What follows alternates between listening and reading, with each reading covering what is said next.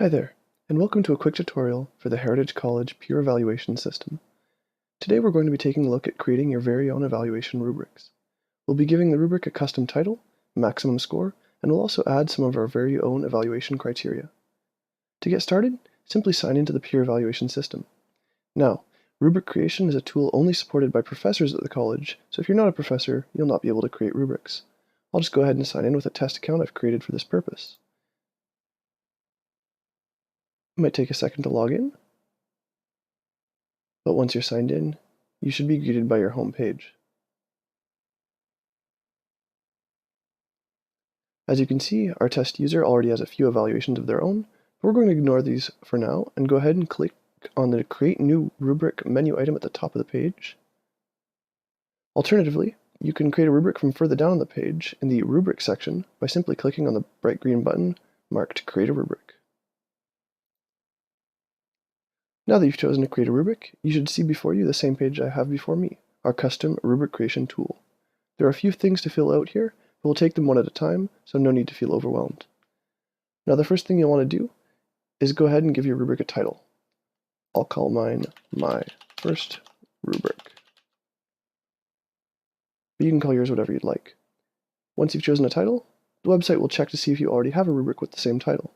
If you do, it'll ask you to choose a unique title, just to make sure none of your rubrics get mixed up. We can now go ahead and select a maximum score from the max score drop-down list.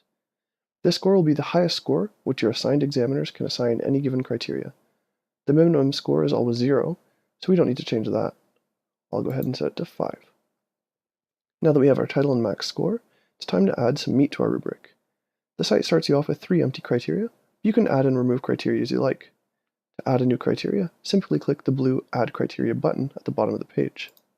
As you can see, we now have a new criteria. To remove one, all you have to do is click the red garbage can icon next to the criteria you wish to remove. Since this is just for demonstration, I'll remove one of the criteria and only fill out 2.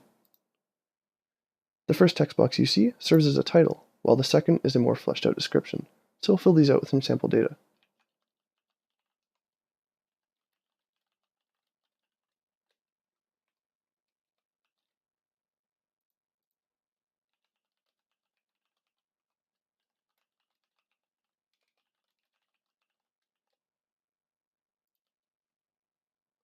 Now that our criteria have properly filled out, we could go ahead and save the rubric as is, but perhaps we would prefer that punctuality came before attitude.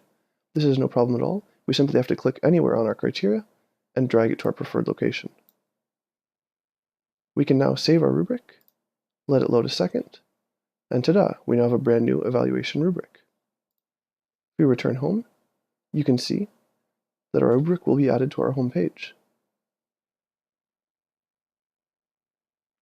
And there it is, My First Rubric.